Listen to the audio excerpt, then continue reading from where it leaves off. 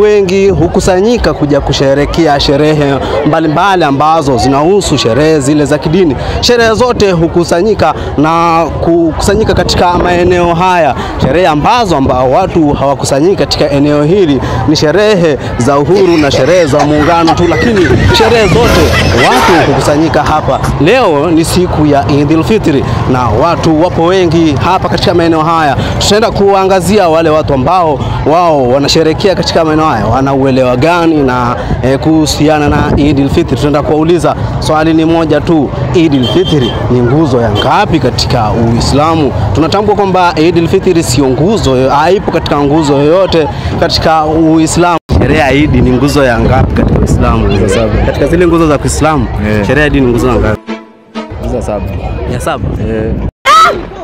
Natamani kujua sherehe ya Eid ni nguzo ya ngapi katika zile nguzo za Kiislamu?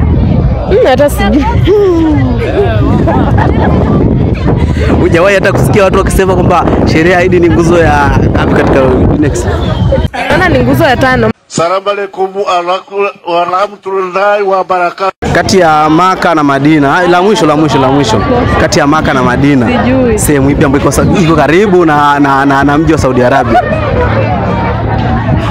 Sijui bana. Bwana. Kati ya Maka na Madina. Maka na Madina si unazijua? Sijui, najuaje? Hapo wewe umefika sasa hivi. Maka hujui mahali lipo? Sijui Maka, sijui sasa nimekuja leo. Mwingine mtapajuaje? Umekuja leo, kwingine upajui. Sijui. Shukrani. Maana si jumla mimi hapa mgeni. Wewe katika mji wa Singida wewe mgeni? Mimi mzaliwa wa Ikungi.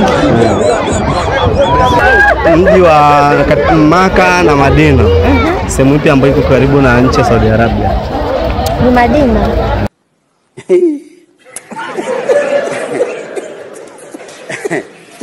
Aha. Labda kati ya Maka na Madina.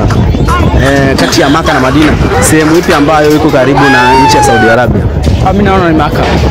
Maana kwa maana nyingi naongea Maka.